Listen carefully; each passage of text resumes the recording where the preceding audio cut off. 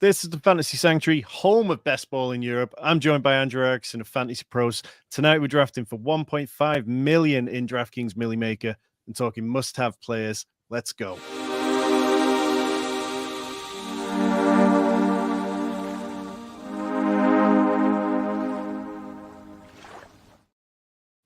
That is right. Joined by the one and only Andrew Erickson, a content juggernaut, a man who just constantly churns out great stats, facts, and articles on Twitter. Andrew, what's better, the off-season or the NFL season?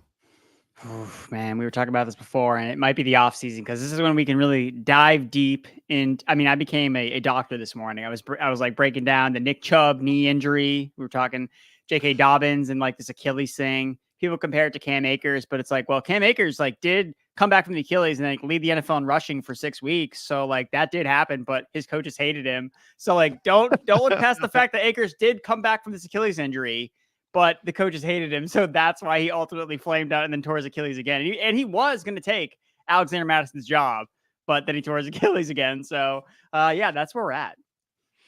Yeah. So how much best ball drafting have you been doing over the last couple of months? So I was doing some of the pre-draft stuff with Underdog and the big board because I think that's just a good excuse to kind of get exposure to some of these rookies who are just usually just like not priced the right way. And for me, it's mostly just looking at like projected draft capital because that's honestly what following the draft, like a lot of what follows the draft is the guys just go in order of like draft capital for the most part anyway. So I was really trying to look at, okay, which players are just being drafted highly, like less about like player takes per se. And for example, like a guy like Audric Estime, like I tried to like limit my exposure to him in a lot of the pre-draft stuff because I was like, everything I read about this guy like says he's not getting high draft capital. Like it's not happening. And the same thing with the tight end from I believe it was Jaheim Bell, right? Like yeah. I saw stuff where he was listed as a running back. I was like, oh my God, this can't be good for his draft capital. So like things like that. So I did some of that stuff. And then, yeah, I've been in the streets, mostly just slow draft stuff because I just like to get an idea of like where the market is at with certain things. It kind of works in my schedule. Kind of like doing I wake up, just like draft a bunch of like slow drafts. I'll go for a walk during the afternoon and then just kind of like leave everything in the queue for then, draft a bunch of slow drafts when I'm on the clock. So yeah, I'm in the streets, but I'm excited to do one of these fast drafts in DraftKings. Yeah, I'm very much with you. I think once you realize that slow drafts, they don't need picking the second that you get the notification. If you sit down and do them all when you're in the right mindset, you make a lot better picks for them. And that's how I'm approaching slows. I've pretty even split of slows and fasts, but generally most of my fasts have been on stream. So excited to jump into a Milly Maker soon. But you've been, let's say, churning out content. For those who don't know, I edit a lot of audio podcasts for FantasyPros as well. So I tend to hear Andrew's thoughts well beyond anyone else and hear them in their uncut glory. And one thing you've been on a lot about lately is second-year running backs and who you're really buying into. Is there any in particular who you found yourself clicking heavily in best ball drafts? Yeah, I think Chase Brown is definitely one of the guys I really like a lot. Him versus Zach Moss. To me, Zach Moss just looks like a dead zone running back, like projectable volume. Okay, he's going to be the red zone guy. Maybe he is, but I mean, Chase Brown was a bell cow at Illinois. Like we've seen him be really productive in a workhorse role. Like when Chase Brown first came out, I was like, this guy can do enough with the touches that you give him. And that's what we saw him as rookie. Like he got on the field with Joe Mixon was healthy. Like Joe Mixon never got hurt. And I think that's such a big tell for some of these running backs where that was why I could never buy into Alexander Madison, even though Madison was productive in his opportunities to start. That's different from when were we ever vying for, okay, Madison's got to get on the field. They got to take Dalvin Cook off the field. Like nobody ever said that. We were never saying for Zach Moss to get on the field at any point. Only when the Colts had Deion Jackson basically played the worst game you could possibly ask for a running back with like a 90% snap share in week one. Evan Hall got injured in week one. So they had no one else to turn to but Zach Moss. I know he was coming off a broken arm injury, so he probably would have been the starter in that week one scenario, but he never had really competition. And then they went right back to Jonathan Taylor. I know they eased him in a little bit, but once JT was back, like nobody was really playing Zach Moss with any confidence. And when Zach Moss got to start at the end of the season, ironically, against the Bengals in his last start, he was horrible. And he got like a ton of targets in a game. He still scored like 7 fantasy points with like 8 targets. Like those are not good signs of like, oh, this guy's going to be a workhorse. Like this guy's going to be the playmaker in this offense. So again, I'm pinpointing second-year running backs because I wrote a dynasty article about players to target, and I look back at last year, and all my running backs were just all misses. I was like, "Oh my god, this is horrible." But that's the fun thing about the offseason is I get to go back and figure out where I was right and wrong, not just from like a player take analysis, but like the process. And I didn't really have a process of dynasty running backs. It was like, okay, like who are the running backs I like that are like young? Like that was kind of like what I was going into. But when I realized is like, no, this is the wrong way to approach it. Like you don't want to be buying like established quote unquote running backs at this time. Like this is the worst time to buy veteran running backs. You want to buy running backs who are still young, but just don't have that, oh, that shine on them. And that's all these second year guys that really didn't fire in full their rookie years. So a Kendre Miller, right? He was coming off an injury at TCU. Like he could be he could be the leading rusher for the Saints. I mean, Kamara, yes, Kamara is going to put up great receptions numbers, but from a rushing efficiency standpoint, like he's fallen off the last 2 years. Like I don't know how much Kamara really has left as a rusher. And then Zach Charbonnet as well. They have a brand new coaching staff in Seattle. What if they just prefer Charbonnet if they're running a more up-tempo, pass-happy offense? Well, Walker's strong suits aren't really in the receiving game. Like that's really more of a Charbonnet's game. So again, looking for scenarios where a young running back could potentially see a bigger workload. Those are the guys that rise in dynasty rankings because the trigger is like in your mind, the dopamine hit is, oh, young running back, buy. I want that guy. So that's something that I really looked at. And a lot of second year running backs just like checked off the list. And I kind of already naturally liked a lot of them anyway. And the data that I had found from at least last year was like, oh, cool. Like now I have some data I can put behind this type of drafting strategy. Yeah, and I love your point about Zach Moss, and I think it's definitely worth noting that like he had really severe splits depending on the type of run play that was called. So we've seen Zach Moss over the course of his career not be the most consistent back, whereas Chase Brown was just massively explosive. He was somebody who was going to get plays designed for him because of how fast he is as well. And when it comes to those two, given that Chase Brown is the slightly cheaper player as well, I would just much rather lean into the younger player who's more explosive and will get design touches. And maybe he doesn't get as many touchdowns as Zach Moss across the course of the season, but I think he'll give us those bigger weeks, which are what we care about so much in best ball. Before we jump into a draft, in terms of wide receivers, like who are a couple of names that you really want to leave drafts with as often as possible? Yeah. So just in general, I mean, I would say Jalen Waddle to me, I think is just like a screaming buy as a young receiver who plays in an offense that just creates fantasy goodness. Like, oh, like tons of like maybe just last year was like, did you win your fantasy league or did you get the number one seed? The next question was, so how many Dolphins did you have on your team? Like that was except Jalen Waddle, like right, like Waddle was the only one in this like ecosystem that just didn't fire because he was injured and didn't get the touchdowns, right? I mean, look, I'll eat my shorts if Raheem Mostert scores 20 touchdowns again. Like I cannot for the life of me believe that that guy's going to be able to score that many touchdowns. So if they're going elsewhere in that offense, I mean, Jalen Waddle, to me, is anyone going to be surprised if he scores double-digit touchdowns next year? Like, no.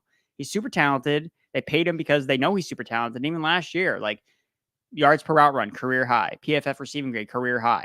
And if Tyreek Hill, like, again, he's 30 years old, just takes even like a smidge of a step backwards, that's going to benefit Jalen Waddle. So I think Waddle is a mid-round pick in like round 3, half PPR, full PPR. I love Jalen Waddle. Yeah, I think like a lot of people kind of view Waddle as somebody who just didn't really fire last year, but part of it seemed to be kind of had a couple of injuries. The Dolphins went into their bye week and said that they really needed to get him going beyond all else. And then he got banged up again. It just didn't really happen. So yeah, he did advance at a negative rate down at like 13% below the 16.7% that we kind of really care about. But I'm very much in on Waddle again. I think that he's an exciting player on an exciting offense. And if anything, it kind of pushes me slightly further back on Tyreek Hill because I think that as excellent as he is, would he have had the season he had if Jalen Waddle was firing on all guns? So are you confident in Tyreek Hill at the top of the draft? So do you feel like both can coexist and be incredibly good for the price point? Yeah, I mean, I haven't been as high on Tyreek Hill as I should have been the last couple of years, but I guess the thing for me is, and we've talked about this through some of our Twitter DMs, is I'm not trying to draft last year's best team. Like when you look at the guys that are going at the top 3 of this year's drafts, it's McCaffrey, it's Tyreek Hill, it's CeeDee Lamb. Those are the guys that had the highest advance rates at round 1 last year. Like those are the best picks you could have made last year. This is not last year. This is 2024. So I don't want to just rinse and repeat from, oh, well, we just do what you did last year. That's the thing with like Lamb that I just like, I feel like I'm always like lower on Lamb than everyone else because, well, it kind of worked out in Lamb's favor that, oh, he just happened to have the best receiver season last year because, oh, well, Tyreek Hill got hurt. Justin Jefferson got hurt. Jamar Chase quarterback got hurt. Oh, and now he's the best wide. So it's just like, dude, like if none of these guys get injured, then we're not looking at Lamb in the same context. Like, yes, he had a good year standalone, like not taking it away from him, but to then now bucket him with those other guys that we weren't last year because they all had to deal with injuries. Like you can't forget about that type of thing. So that's just something, again, my number 1 wide receiver is Chase because I'm trying to project forward and not necessarily look back. I think with him and Joe Burrow fully healthy, I think that's the best duo that we could see in 2024. I think Chase, and it's funny too, I saw an Instagram post about this, of that class, the draft class with Jamar Chase, he's the only one that hasn't gotten paid. He's the only one that has not gotten paid yet. So I think Chase is just in for a absolute monster campaign, and then he's going to get the bag at the end of it. Yeah, well, let's jump into a draft and wait for it to fill as we talk. But yeah, the Bengals have talked about saying that it's not even an immediate priority for them to pay Jamar Chase this offseason. They're viewing like try to keep other things going. So it's really just, the Bengals are going to Bengal. We are 1 of 12 in this draft. So jump in if you want to draft alongside us. But yeah, going back to CeeDee Lamb, I think I'm a little bit higher on him, mainly because I look at what's changed for the Cowboys. And nothing's changed. Brandon Cooks is another year older. Michael Gallup's not there, so you're kind of relying on Jalen Tolbert to take a leap. The running game isn't going to be any better or possibly any worse than it was last year. But I kind of just look at it and I go, okay, as long as they use the CeeDee Lamb who was there post-bye week when he was putting up 28 PPR points per game as opposed to before the bye week when he was like wide receiver 28 or something awful, then I think he could have a monster season. But as I've said to you, I really like your approach of searching for the player who can make that jump. And Jamar Chase is absolutely capable of doing that. And I think when you look at strength of schedule, which isn't the be-all and end-all, the Bengals finishing last in the AFC North last year is giving them an absolute cakewalk of a schedule this year. And I wouldn't be surprised to see a Joe Burrow revenge tour because he is very much the kind of player who seems to want to just get hot and return with vengeance. Let's see. So we are sitting at 7 of 12. These drafts normally fill fairly quickly. So if you are wanting to jump in with us, a couple of familiar names in there already. Andrew, in terms of best ball portfolio overall, what would you say would be like your goal in terms of drafts? Are you a man who gets into the 50s, 60s and feels happy? Or are you sort of talking triple digits and as many as you can possibly cram in? I don't really know. Like this is the first year. I mean, I feel like I've drafted more best ball teams like every single year, like that I've kind of just been exposed to it more and more. And now that content is creating more around it. Because like specifically at Fantasy Pros, like we don't necessarily talk about best ball. Our main audience is mostly for the redraft and dynasty, but obviously best ball is continuing to growing. So it's something that we're trying to embrace more of. And I think that having real skin in the game helps you get ready for real drafts. If anything, it's like best ball kind of almost like I have to like turn off my best ball brain when I'm like, wait, this is a redraft. Like I don't have to draft a second quarterback like right away. I don't have to do these things. You have to like almost turn off your best ball brain when you're like, wait, this is a regular redraft league with like waiver wire. Like I don't have to draft all these jabroni tight ends. So for me, I think probably more around the 56. I don't think I'm going to be doing triple digits. Yeah. So for me, I definitely struggle when I go back to redraft after playing a lot of best ball because for me, it's like, okay, well, I don't need a running back till round 8. I can wait. I can play 0 wide receiver all the way. I can wait on tight end. And then it's like, oh, crap, this draft's actually only 15 rounds long as opposed to 20 that I'm playing on best ball. Yeah. As Jordan in the chat points out, we've drawn the 101, the influencer slot. I think I've only had 2 of these so far. Drafted one with Colm Kelly of Rotoviz, Oh no, that was the 103, and Christian McCaffrey fell to us, and that was the first time I'd got Christian McCaffrey in 40 drafts this year. So I'm pretty convinced this is going to be my 101. Have you had much pick luck lately, Andrew, or kind of like back at the back end of the board like the rest of us peasants? No, I don't. I feel like I've had really good like luck for some reason. It's funny because like I even like Derek Brown, my coworker, like he has always talked about too. Like he just seems to draw bad slots, and I'm like, I don't know. Like I feel like every time in the first round, I either get Bijan or Brees or Jamar Chase in some way, shape, or form. And it really, I think it's only a couple times I've been really at the back where I couldn't get like Amon-Ra St. Brown. And then I was like taking like a running back, and I was like, oh, I don't like really love this here. Or I know like the last Draftkings draft I did, I started with like a Puka, Marvin Harrison Jr. Because I was like, all right, correlation, like let's ride. Yeah, and it's hard to complain too much when last year getting the 112 was the pick you wanted because you got that CD Lamb, Amon-Ra St. Brown one. We'll be picking in 15 seconds, and Andrew, I'm going to pick your brain in a moment on who we should be going for there. But if you haven't already, hit the subscribe button down below. We've got DraftKings drafts every Wednesday, underdog drafts on Monday, a complete steady stream of best ball strategy, as well as all of Rich's Dynasty content. Andrew, 101, are we going Christian McCaffrey? I would rather not to go Christian McCaffrey. I mean, Yes, let's go. Who do you want? I mean, I want Chase, but if you want Lamb, I'm cool with that too. I can capitulate. No, I like the idea of building out a Jamar Chase team from the 101 slot. I think, much as I was saying, I haven't drafted from the 101 slot. It'll balance out across the course of the season, and I'm always conscious on the turns of how repetitive some of my teams get. So, yeah, I'm completely fine with that. I think CMC, if I was taking ADP out of things in my pure rankings, I'd have him set at around the 104 or the 105 because his run of health has been remarkable ever since he got to San Francisco. He's played in something like 34 out of 35 games. And this was a guy who had plenty of bumps and bangs over the years before. We look at what Christian McCaffrey can do, and it's excellent. But betting on running back health as they get older just feels like a tricky proposition. Is that why you leaned more to the wide receivers, or is there something else to it? No, I mean, I am terrified of Christian McCaffrey, and I feel like I just have to rank him as high because he is what he is, and as he's healthy, like he's going to score the most points. But speaking to the injury risk, and I think it's fair, like when you're at the top here, like you have to like poke holes because obviously these guys are at the top for a reason. They're all really, really good, but it's like there's like so many injury red flags with McCaffrey. Like last year, led the NFL in touches. There's been one running back, I think, the past like 10 years that's actually been an RB, like a top 5 running back the year after they led the NFL in touches. Like, this is why I was like, don't draft Josh Jacobs. And then what happened? Like, he was horrible last year because he led the NFL in touches, including in Chris McCaffrey too. Like, the only running back's ever done it was the Damian Tomlinson. And it was when he was like 25 years old.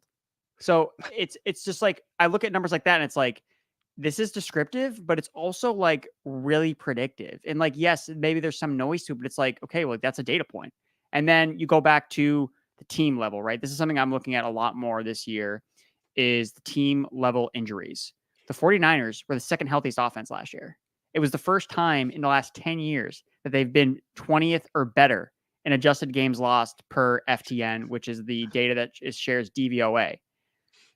They went to the Super Bowl hangover, right? This happens to every single team that loses Super Bowl. They're just worse the next year. So if the 49ers are worse, like what's going to have to happen for that to happen? Injuries, right? And who would get injured? Most likely the 49ers. The guy who touches the ball more than anybody else that I've already shown that when you lead the NFL in touches, he had over 400 touches with the play. Like, I'm just like, do we just forget about him on the sideline with the Theragun, like on his thigh? Like, I look, especially in his age too, right? He's 28 years old. Like, and so yeah, those are the reasons for me. It's just like, I never want to project injuries, but we project other stuff. So like, yeah, and I think it's fair to kind of consider if something happens to Christian McCaffrey, it's not just a case of, okay, well, the Niners will keep rolling without him. That whole offense is going to take a backward step. There is no way that there is an efficient team without him on the table than they can be with him injured. We've got couple of double running back starts, which is something we can circle back to. It started off very wide receiver heavy with only the 3 running backs in the first round. Jameer Gibbs going over turn. We are a couple of picks away. In terms of ADP, Nico Collins, Devin Achan, Mike Evans, Travis Kelce, who is the tight end 1 here on DraftKings, Jalen Waddle, Debo Samuel, and Sam Laporta. Andrew, what are you seeing that you really want to be clicking at this point in the draft? I mean, I still like going the receiver route. I mean, we talked about Waddle earlier, so I like him here.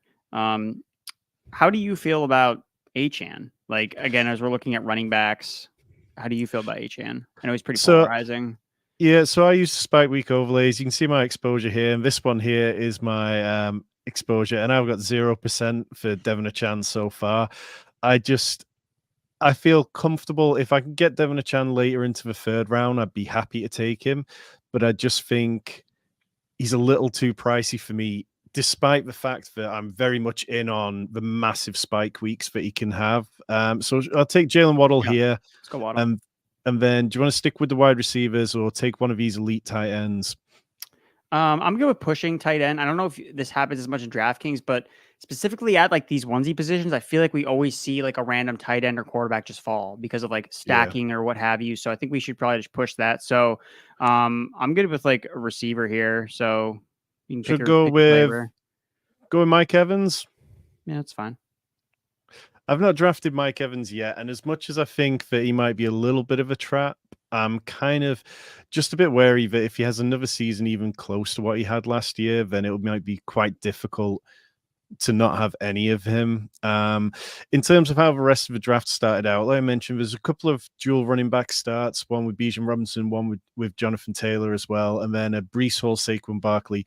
The team next to us has gone very running back heavy, so I feel really good about the fact that we went 3 wide receivers to start, because they're going to be definitely catching up later.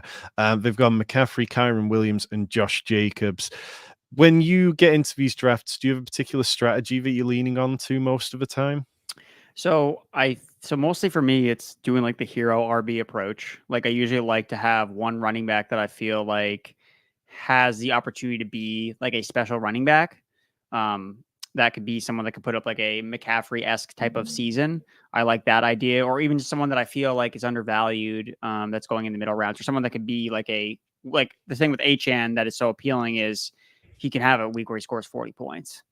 So even if the ride is bumpy to get there, especially in the best ball format, like I don't care. And especially like at the end of the season, like we know it's very much like it's going to more be like the Achan show rather than the Raheem Mostert show, even if it's more of a kind of mess at the start of the year. So I like hero RB, and then I definitely want to value the elite tight end first and foremost, and then look at elite quarterback. I usually don't like to do both, just because I feel like this year specifically, like late round quarterback, I feel like there's a ton of value. Like Jaden Daniels for me is like, dude, like I don't know why this guy goes so late, like outside the top 100 picks, when Anthony Richardson was going way higher than Jaden Daniels was, even though Jaden Daniels ran just as much as Anthony Richardson did at college, and also went 2nd overall versus where Richardson went. So yeah, last Saturday I put out a video talking about dual threat quarterbacks versus pocket passers and the stats that you need to get to as a pocket passer to try and overcome the dual threats, if the dual threats are averaging 5 rushing attempts per game. And from a pocket passer, you're basically talking a minimum of 245 yards per game and 1.7 touchdowns minimum. But really, you're talking about multiple games where you throw in 280 to 320 passing yards and over 2 touchdowns.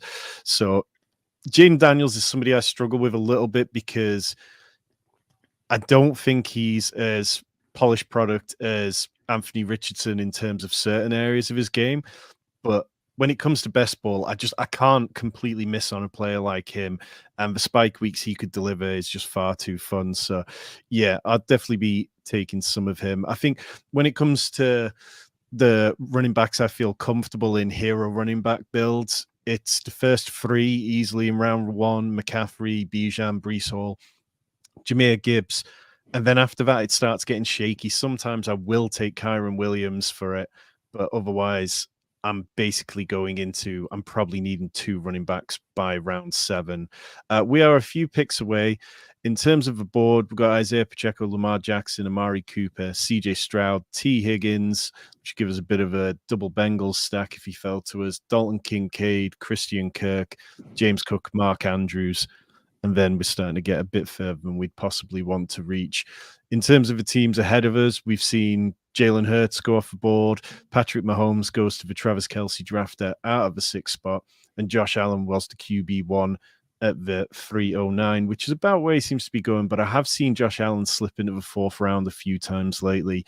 So we're 1 pick away. Andrew, what do you want to do here? Is our guy Mark Andrews available? That's the pick I want to make. And so if we're going Mark Andrews, do you want to stack him with Lamar, or do you want to keep going wide receivers or James Cook? I feel like he's a player you were in on at one point. Yeah, I like James Cook. To me is just, I mean, I get caught up with the touchdown thing with him, and I'm like, really, what is his actual ceiling if he's not going to be able to score like a ton of like he's gonna have to score all of his touchdowns like outside the 20-yard line? Like that's what I'm like concerned about with him. So let's see. I mean, I do like Pacheco too. Pacheco or Lamar? Let's go with Pacheco. Cool. I think Pacheco is a player that if I had to guess where he gets to by, mid-August, what are we saying, like easily middle of the 4th, I think you could make an argument that he could climb past there to the back end of round 3, depending on use, because there is only CEH there. There's no Jerick McKinnon. Do you think I'm being too optimistic with that, or does that sound like something you could see happening? No, I mean, Pacheco is interesting because I don't really see like a lot of holes in his game. Like I'm trying to figure out like, because with so many of these running backs, again, like that's why the RB dead zone is a thing, because it's like, oh well, this guy's a new coach, this guy has more competition, this guy has this. Like it's so easy to point like holes, but like, and it's funny because it's the last 2 running backs that were taken here between ETN and Pacheco, where it's like, okay, the backfields are the same as they were last year. And I mean, I would even say Tank Bigsby again, if he can somehow turn around. Like we know what Edwards-Helaire is. Like at this point, like I don't think there's any chance of him like having a breakthrough in what year is it for him now? Like year 5? That's not going to happen. And Pacheco for them is like they're just rolling free money because of where they drafted him. So it's like, yeah, we're going to use this guy. We're going to use him up. And then again, you're not playing the long-term game with Pacheco. It's just 1 season. And even last year, the thing I was concerned about drafting him last year was, okay, if he gets hurt, are they going to go right back to him? And that's exactly what they did. Like they went right back to him. They're like, oh yeah, Edwards-Helaire, like he's the most replaceable running back. And what do? They brought him back to keep the seat warm for Isaiah Pacheco, who answered all the questions we wanted last year. Like he was more involved in the receiving game. Yeah. In the previous year, yeah, it was Jerick McKinnon getting all those. Like once Jerick McKinnon got the chance, they really leaned into him. There was reports that they trusted him more, and like he became that kind of couple of week warrior to end the fantasy football season and go into the playoffs. So yeah, it was. I possibly didn't double down on Pacheco as much as I should have in DFS in the playoffs, but yeah, I fully agree. He's a fun player, and I'm more than happy. It just, if in doubt, bet on good offenses, and that's why I'm trying to take a little bit more James Cook than I have done.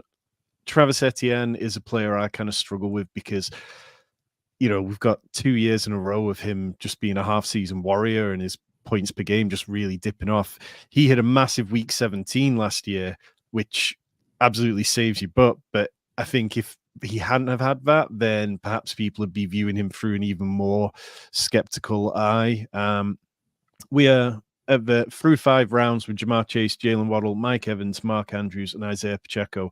Anything standing out to you about this draft so far, Andrew? Not a lot of correlation so far, but that's something that we'll pick up in the later rounds. So I'm not too worried about it. 2 sharp guys like us will be more than fine. But I mean, I like the structure really. I mean, like again, you're gonna be right or wrong about certain players. Like certain players are gonna have better weeks when it matters and when it doesn't. It's like that's kind of always up for debate. But I think like structurally, like I feel good where we're at. We got an elite tight end that I feel really good about. We have 1 running back that I feel could be a RB1 this year in a great offense and has high end potential. And we have Mike Evans is our wide receiver 3. Like sick. I mean, look, Mike Evans has shown us enough of his sample size that he's going to produce 1,000 yards at least. And then it's a matter of how many touchdowns does he score. Yeah, and I think like when you look at DraftKings with their DFS type scoring as well, it's always worth considering what kind of players can get me the 100-yard bonus, because that can be something that really separates. If you end up on 2 players on your best ball team who both hit the 3-point bonus, all of a sudden you've got 6 points or so on your team that another player doesn't have. And last year, there were 162 wide receivers who hit 100 yards across the course of the season. There were only 72 running backs who hit that mark. So I like leaning into wide receiver heavy builds at the top of the draft to make that happen. We are a few picks away in terms of what's been going on. We've got Jaden Reed going off at the top of the 6th, Jordan Addison, Rashad White, Kenneth Walker, Xavier Worthy, DeAndre Hopkins, Aaron Jones, Keon Coleman, Kyle Pitts. DeAndre Hopkins went in line with Calvin Ridley, a couple of the elite tight ends right before us in Kyle Pitts and George Kittle, and we are back on the clock. We could take Joe Burrow to stack with Jamar Chase. Otherwise, David Montgomery, Lad McConkey, Zamir White, Rome Odunze, Rashee Rice, Brian Thomas. Which of these guys is standing out to you, Andrew? I think we do the Burrow. Just grab it, just because again, you say it's very unpredictable what these DraftKings rooms are gonna do. So let's not just let's just lock it in. And then I like Odunze, like top 10 pick going in the 7th round.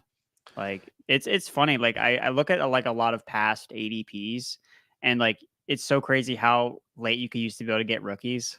like it's like comical. Like Garrett Wilson a couple of years ago was like, oh yeah, this guy's going outside the top 100. It's just like an absolute stud. So again, we care about that end of season. So I think Odunze could be the wide receiver 1 at the end of the year. So yeah, that's been an easy click for me lately for exactly the reasons you mentioned. Index of suspicion in the chat saying being on the turn as well, you have to reach. Definitely have to take a few reaches being in these spots. Before we move on, though, Michael Heary, thank you for joining our channel. Appreciate you. Very sharp guy. If you want to be like Michael, get access to all my rankings or my premium content, as well as exclusive videos. Tomorrow night I'll be live drafting with our YouTube members only, as well as all Rich's Dynasty Survival Kit, trade values, rookie guide. There is so much there, all for the price less than a hot dog. You can get yourself in there. And as well, once you do that, it'll give you access to the Spike Week discount. We have 40% off for all our YouTube members on the gold tier, which gets you the overlays, which show you your exposures as you draft, correlations, and much, much more. Andrew, Kyler Murray's a player I'm struggling with a little bit. He went at the 704 this year. Last year, when he came back from his injury, he still rushed at 5.6 rush attempts, was still throwing for like over 240 passing yards.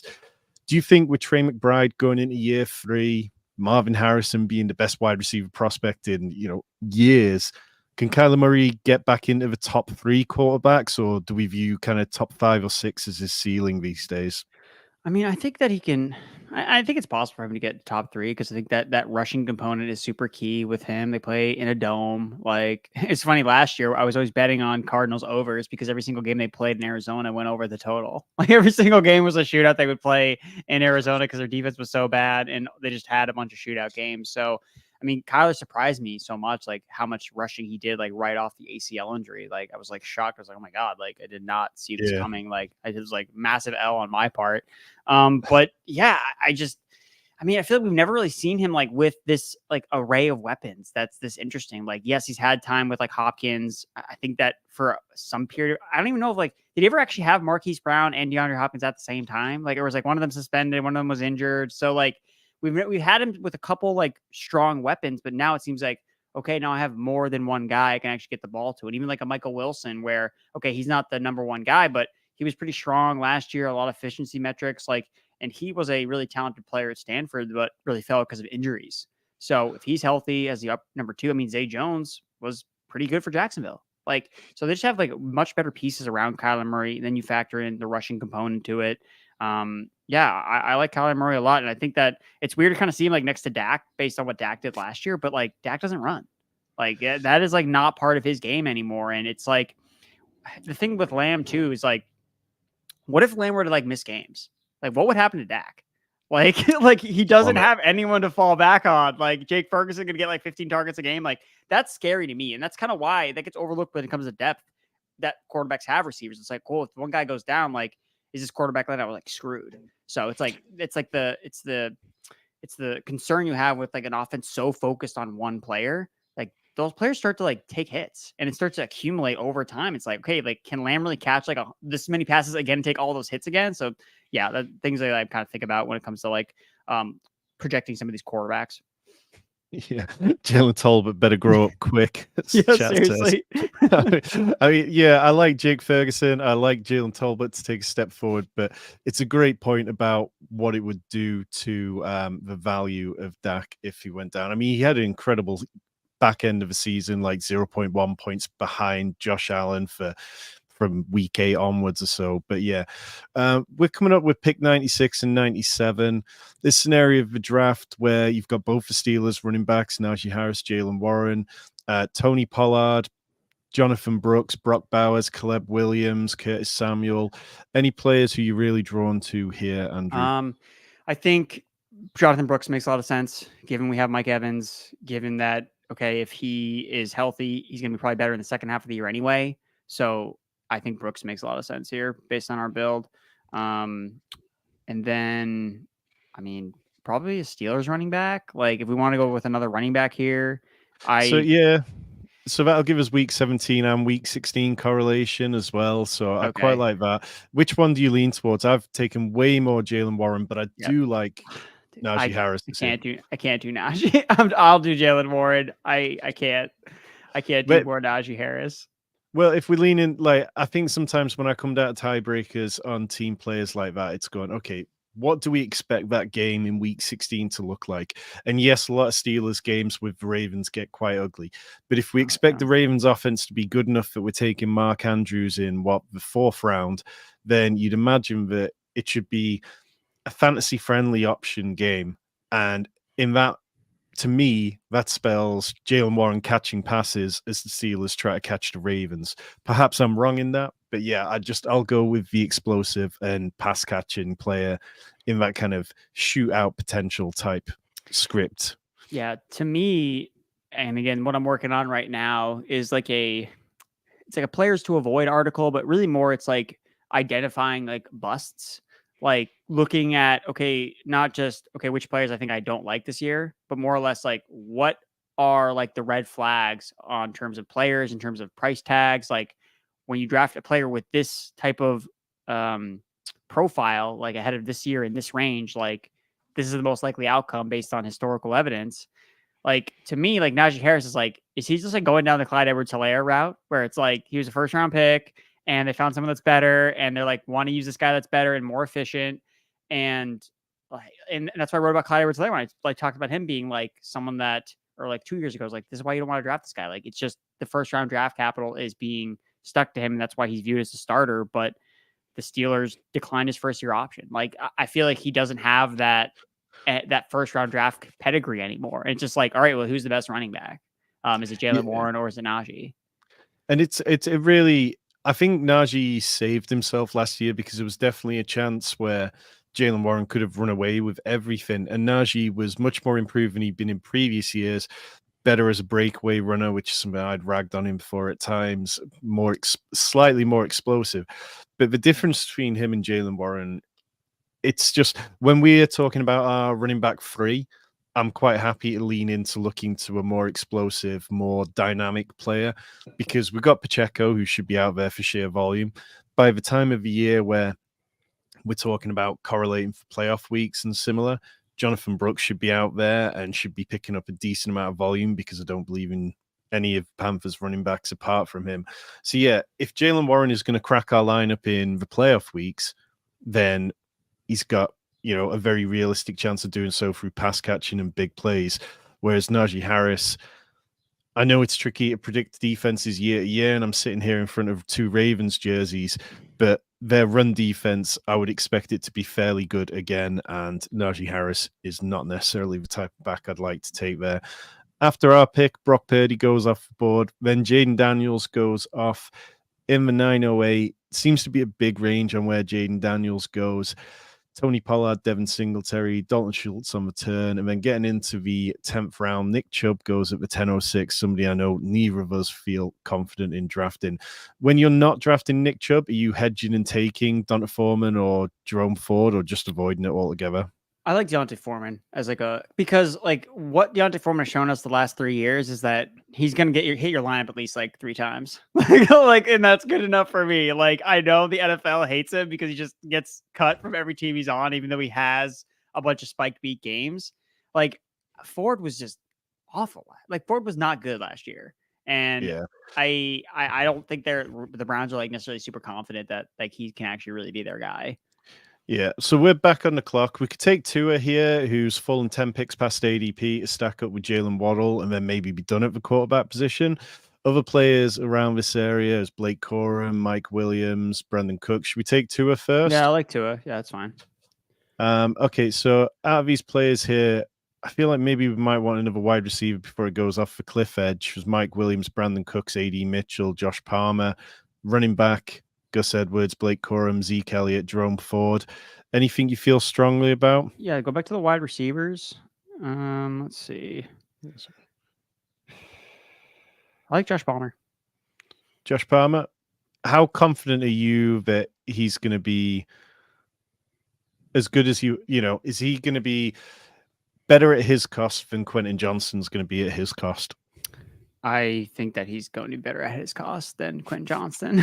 The thing with Palmer to me is like Justin Herbert trusts him, right?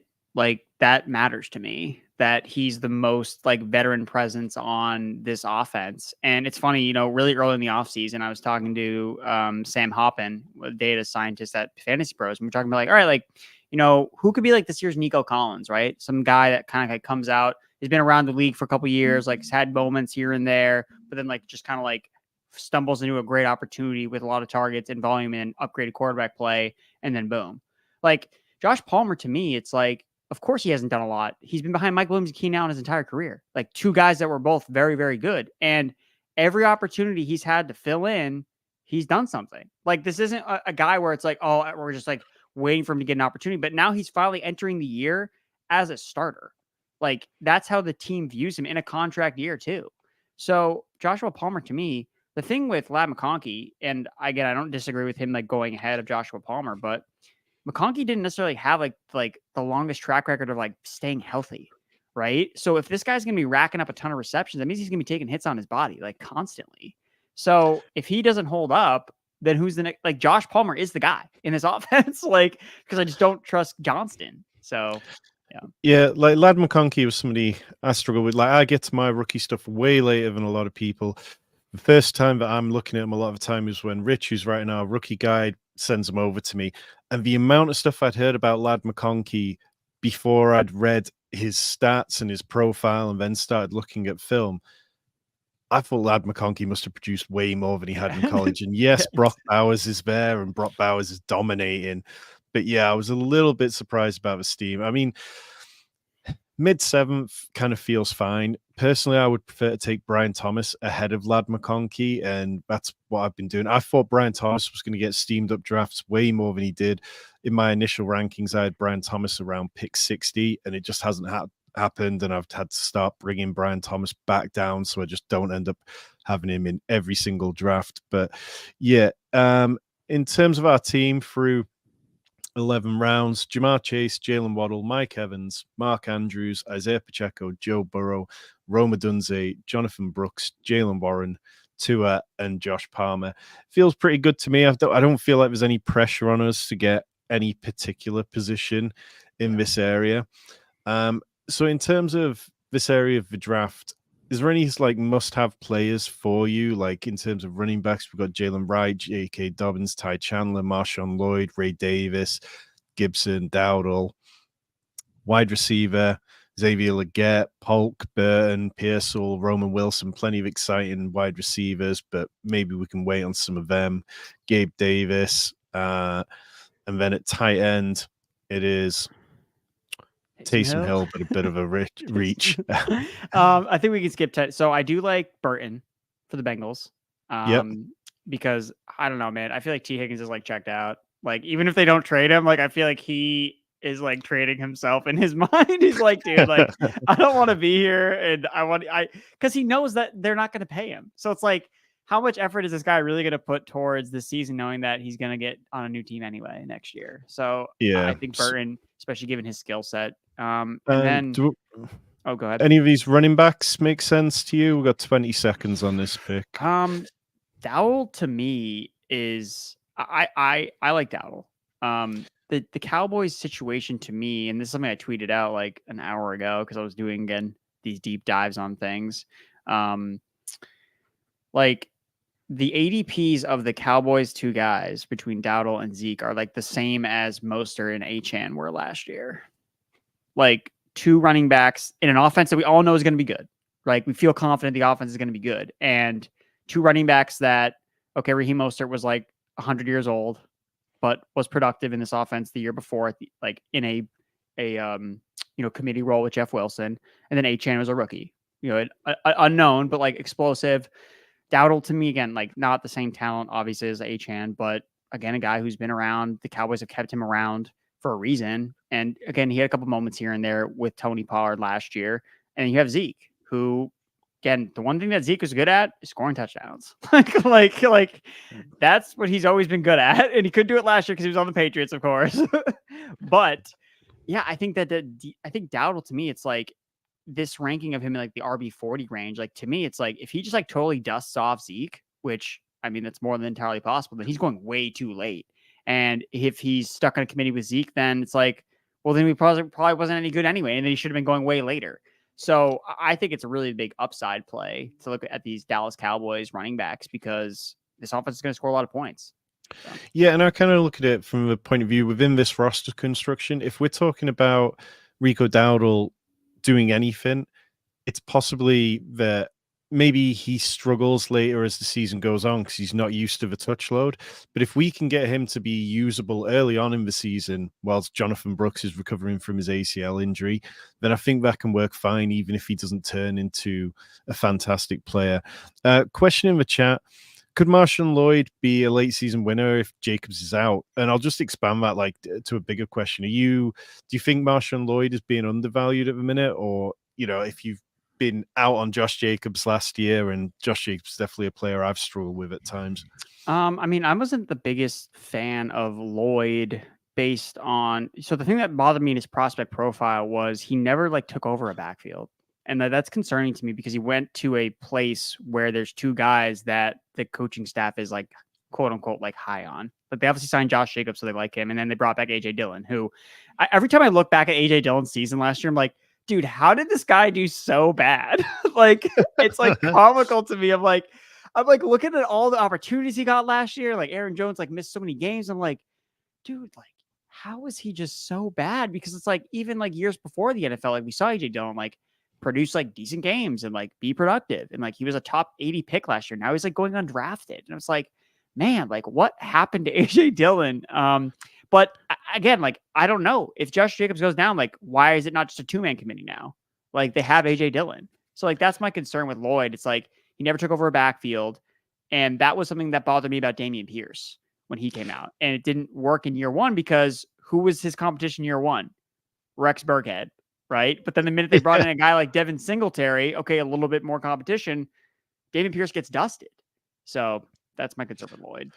Yeah, AJ Dillon is a no click for me. I mean, he can be cut for 50 grand, I think, despite the fact they re-signed him. We're one pick away with 2-4-6-1 so far. At the top, we've kind of got players like Ben Sinnott, Cade Otton, which give us the Chargers in week 15, Dallas in week 16, Carolina in week 17 correlations. Kamani Vidal, Wan'Dale Robinson, Malachi Corley, Isaiah Likely, not that we'd want him on this team, Rashad Bateman, Bucky Irving, Juwan Johnson. Anyone standing out? Any particular tab you'd like to look at? I do kind of like Algier from just a handcuff upside perspective. Like, again, talking about teams that were really healthy last year, the number one team in health offense was the Falcons, right? So Yeah, I'm down with that. I think That's Algier's being underappreciated, and I think yeah. we can finish our running back room off there. Do you want to go wide receiver or tight end here? I mean, I don't mind K. Dotton for that, but I think we could push it and wait on Jonnu Smith for a Miami stack. Yeah, I, Um, I think for me, the pick here is Mims. And that's because week 17, if this Bengals Broncos game is going to go off, I guarantee Marvin Mims is going to have a big play. Like he's going to have to do something to make that game go in some way, whether it's a kick return, whatever.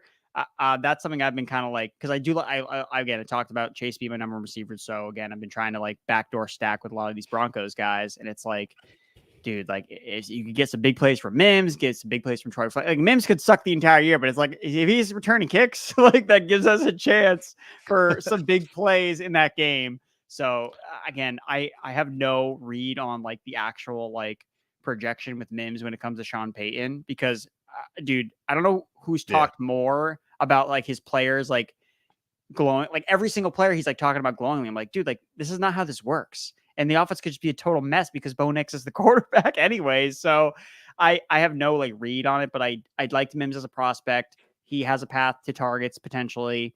The coach may or may not hate him. I don't know the answer to that question, but again, he can make big plays. Like, and that's what he did at least his rookie year. Like he did make big plays. And like for the first 4 weeks, we're like, it's funny. Chris Welsh was talking about from Fantasy Pros, like how much money he lost betting on like overs for Marvin Mims receiving yards, like, and he'd like alternate like over 100 yards like every single week because he's like, oh, this is the week, baby, and just Sean Payton just absolutely nuked him. So, gun to the head, Troy Franklin or Marvin Mims, which ones are you drafting more? Because that seems to be a common kind of conundrum for people when they're looking at these Broncos depth wide receivers. Yeah, so it's interesting too because like Franklin was the receiver went right before Mims. So again, if I have to pick one and they're both on the board, like I would pick Franklin, but I think they viewed them. I view them pretty similarly, but again, I mean, Bo Nix and Franklin were on the same team. Like, if it doesn't take a rocket scientist to think like, okay, like if you're a Bo Nix, like who are you probably going to favor? Like the guy that you've been playing with in college like the past 3 years, or Marvin Mims, who like really struggled to get on the field as a rookie and couldn't really get targets. Like again, it doesn't need to be rocket science. But ultimately it's like it's Sean Payton's team and whatever he wants to have happen is gonna end up happening. And I'm just hoping that it does something enough to facilitate a fun week 17 game. Yeah. 50 minutes into this draft. If you haven't hit the like button already, do me a solid and hit that like button. We have got Jamar Chase, Jalen Waddle, Mike Evans, Mark Andrews, Isaiah Pacheco, Joe Burrow, Roma Dunze, Jonathan Brooks, Jalen Warren, Tua, Josh Palmer, Jermaine Burton, Rico Dowdle, Tyler Algier, Marvin Mims. This feels like a fun team. And if you're enjoying the DraftKings content, every Wednesday, 4 p.m. Eastern, 9 p.m. UK. Next week, we've got Justin Herzig joining us. The week after is John Daigle. The week after that is Ian Hart. Just keep bringing on all the smartest people around for these drafts. Speaking of which, Andrew, how are you feeling about this team? I like it. I like it a lot. I think that there's some good backdoor stacks that we've built.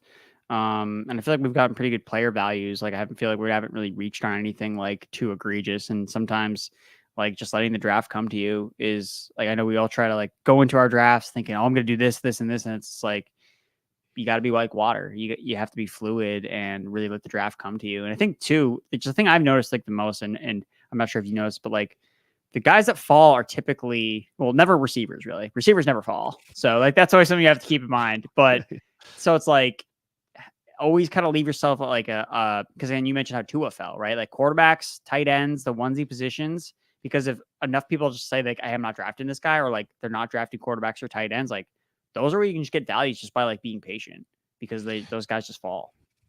Yeah, absolutely. It's so much harder when you get left behind at wide receiver this year. Like last year, I was saying I wanted 5 wide receivers by the time I got out of round 9 every time.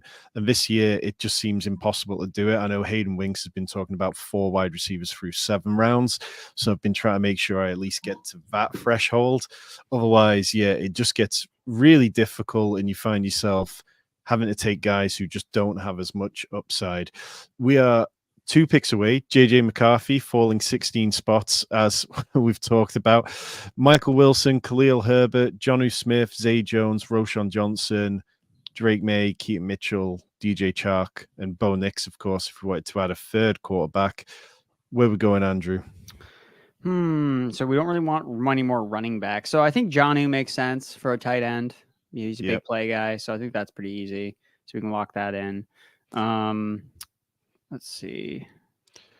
So wide receiver, it's Jalen Tolbert, Javon Baker, which gives a bit more Week 17 correlation with Josh Palmer, DJ Chark, Darius Slayton, McMillan. Let's do Baker. Yeah, I like Javon Baker a lot.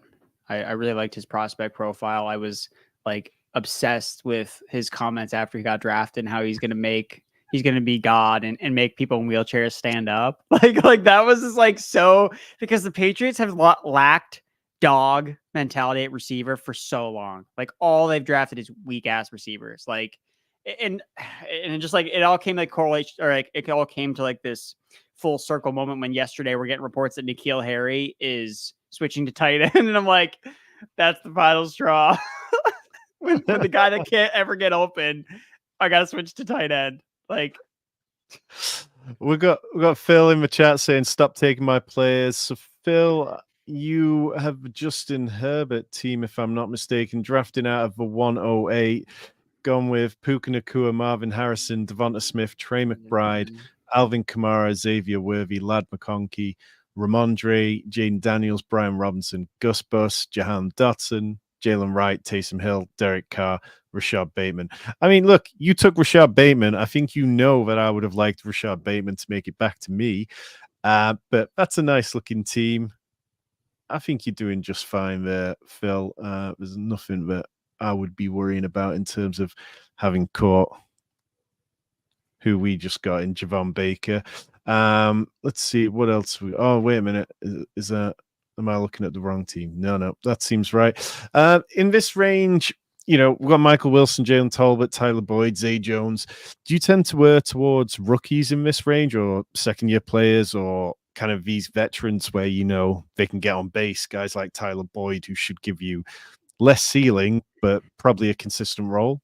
I like rookies, honestly. Again, like I'm willing to take a couple misses. And I think too, it's something I've tried to come to grips with. Like, I know we kind of always want to be right with all of our picks, but even on the teams that win these best ball tournaments, like they have bad picks on their team, right? Well, so it's like, oh, go ahead. Yeah.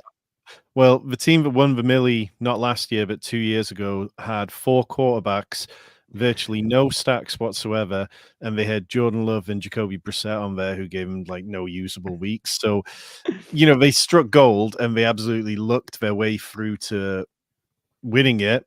But yeah, you can get away with bad picks occasionally.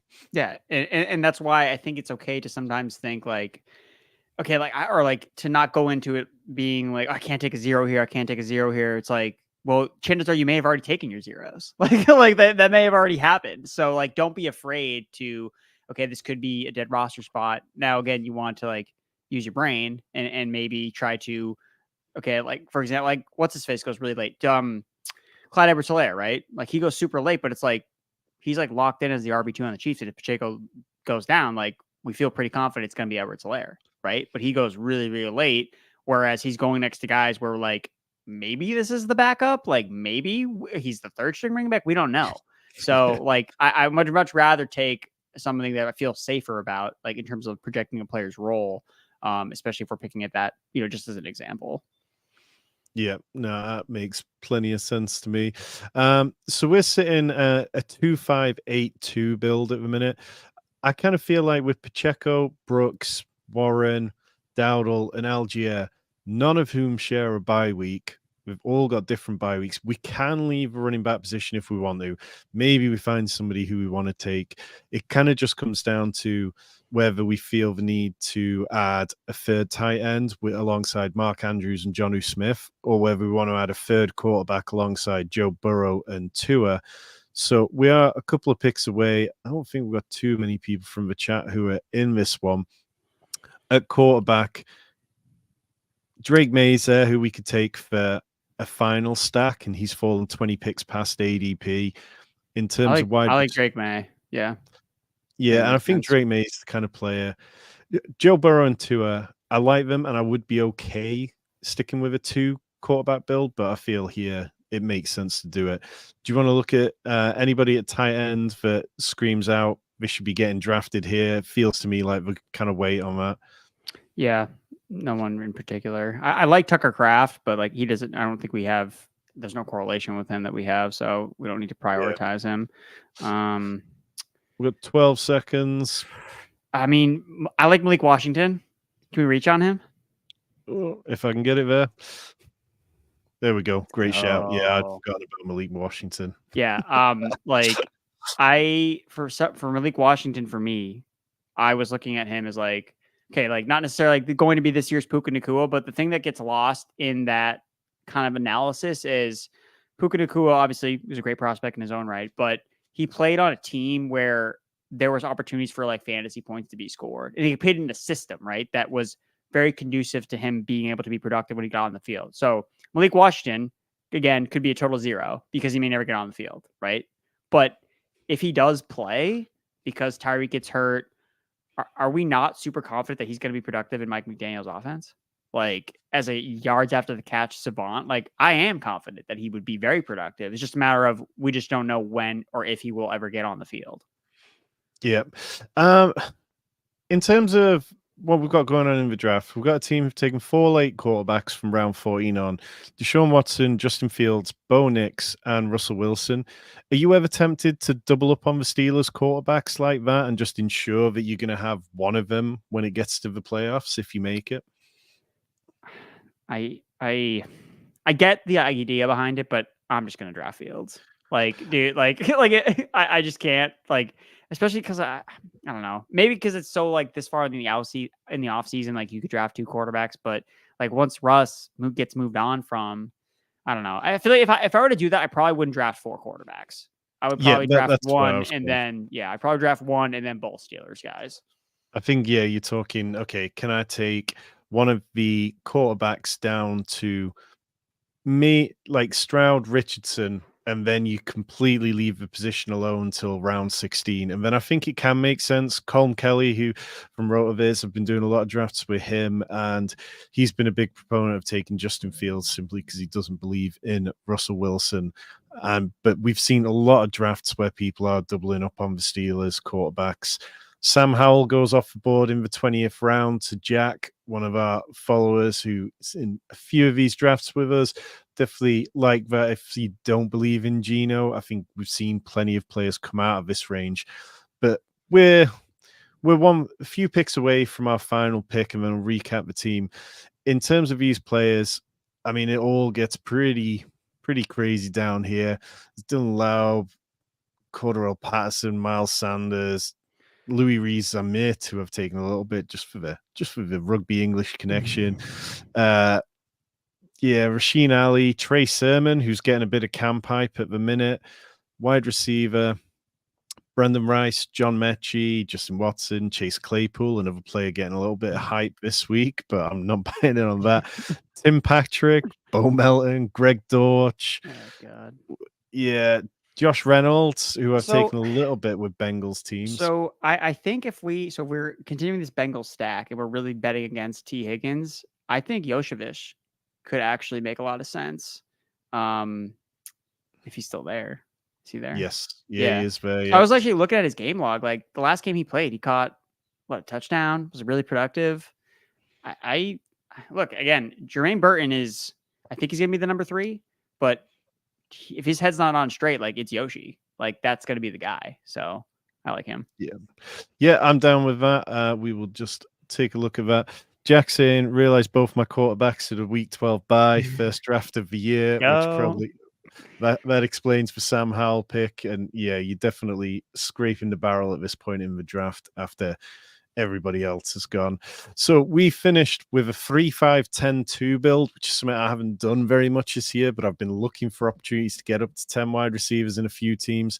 Jamar Chase, Jalen Waddle, Mike Evans, Mark Andrews, Isaiah Pacheco, Joe Burrow, Rome Odunze, Jonathan Brooks, Jalen Warren, Tua, Josh Palmer, Jermaine Burton, Rico Dowdle, Tyler Algier, Marvin Mims, Jonnu Smith, Javon Baker, Drake May, Malik Washington, and Andrew Erickson, whose name I can't pronounce.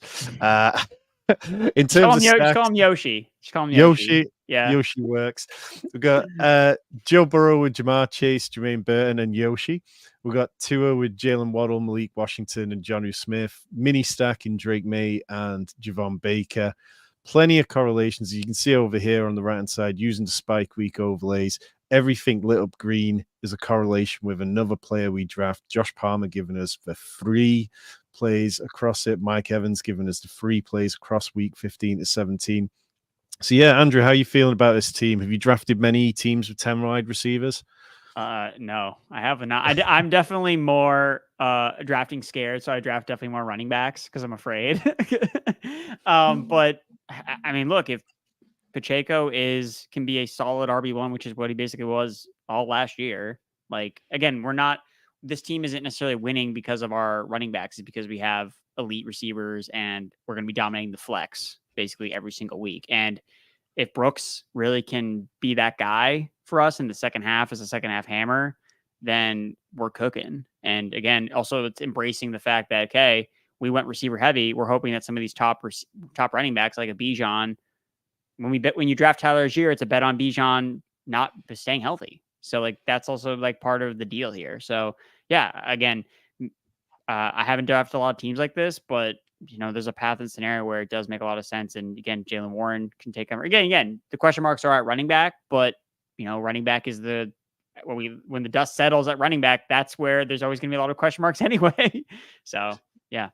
Yeah. I mean, I don't draft too many teams with 10 wide receivers. 5 running backs, I'm kind of fine with. Normally, that's when I get 3 within the first 9 rounds. And last year, the 2 most popular roster formations on DraftKings were 2-6-9-3 and 3-6-8-3.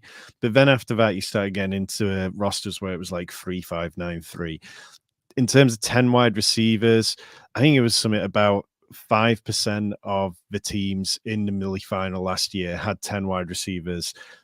The most common was sort of like 8, 9, or 10. So for me, it's always, I have to get to 8. I'm not going to leave a draft without that.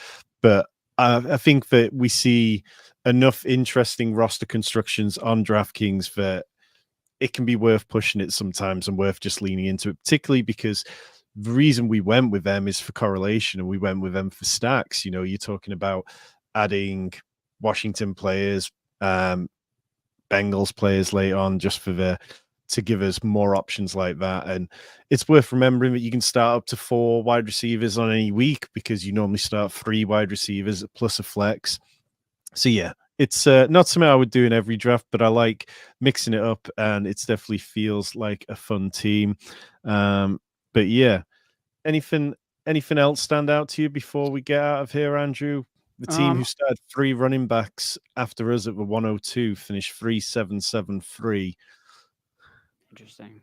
That's interesting. I mean, I like our team, like from a stacking perspective.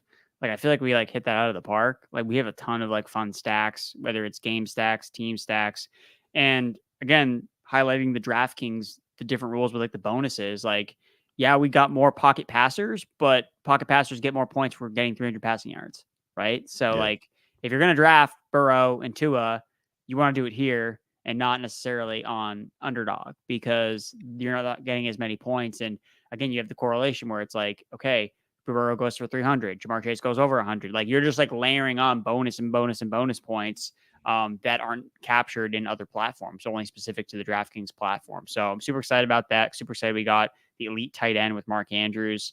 And I like the Dolphins depth here. So again, it's like, I feel like a lot of us was like betting against everyone that we didn't take instead of Chase, right? So it's like we didn't take Hill, we didn't take Lamb, we didn't take McCaffrey. So we're just like betting against those guys to like not do as well.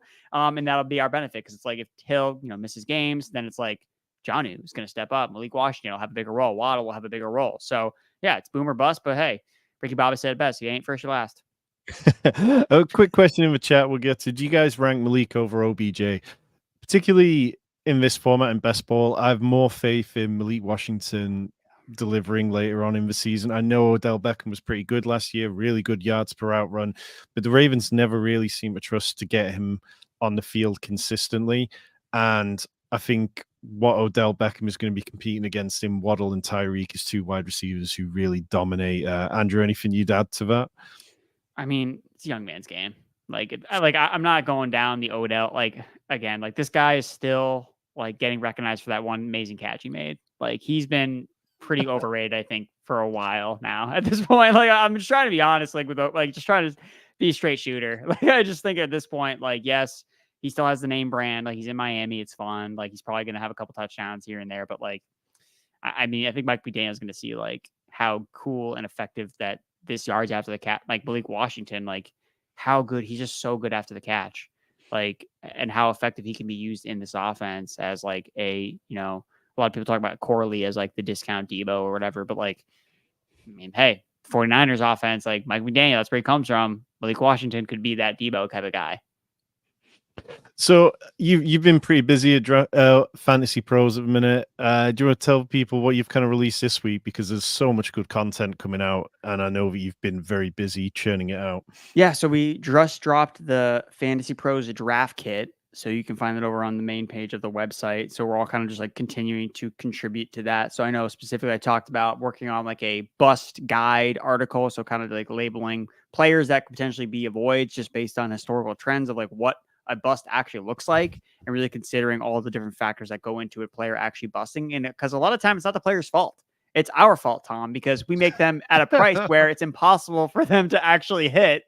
I.e. Drake London this year, where it's like, dude, like it's out of control. Like he's just becoming way too expensive. Like he's being drafted like he already hit. Like he's already broken out with Kirk Cousins. So I talk about that. The articles that are on the site now that I released. So again, my top targets, my top 13 dynasty buys. So veterans that I think you should trade for or draft in startups. And then my top rookie targets, where it's a little bit of a blend between talking about it from a dynasty context and rookie drafts, that also talking about it from a dynasty or a redraft perspective, and something that I kind of like discovered yesterday, because I think it's interesting when you look at the dynasty market and then you apply it to redraft, and kind of looking at like when there's things that don't make a lot of sense. Like something I tweeted out yesterday was Brock Bowers is the consensus 104 in basically any one quarterback dynasty league, like in a rookie draft, and the 104 in redraft has never gone as late as Brock Bowers is going. So like the dynasty community is like super bullish, like dynasty rankers are like super bullish on Brock Bowers, like career, whatever. But like it's total opposite in redraft, where it's like, okay, like the landing spot is just like so bad that it's impossible for him to overcome it. But it's like, wait, but he's the 104. Like there's something that doesn't really add up there. So I think the thing that those things are kind of interesting is where it's like, okay, you didn't get exposure to Brock Bowers in your dynasty league, take him in redraft then. Like, I know I'm not the highest on Brock Bowers from a dynasty perspective, but it's like in the 11th round, like of a redraft league, like hell yeah. Like at this point, it's like all these tight ends are like the same at this point. So I might as well take the guy that is like amazingly talented, and we'll see. Who knows? Devontae Adams gets traded. Like he doesn't want to be there in Las Vegas, and Brock Bowers becomes the number one. Like things like that, I think are really interesting. And that's why like I do a lot of like looking back at like ADP and seeing like, wow, the market was really high on this player last year. Like what happened? And seeing like, were we wrong? Was it like an injury related thing? So those are the things I really look at as we talked like earlier. It's like, this is the time of the year where we really get to dive deep into certain things, really get in the weeds and really kind of like flex our fantasy minds. Absolutely. Definitely check that out. In terms of diving deep, elite tight end videos on the channel. That one was a lot of fun for me. 10 minutes on why I want them in every draft.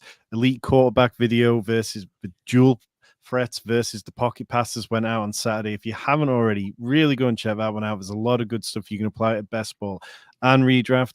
I will have more short best ball strategy videos coming out in the next day or two. Tomorrow night, we'll be back for a YouTube members only Draftkings draft.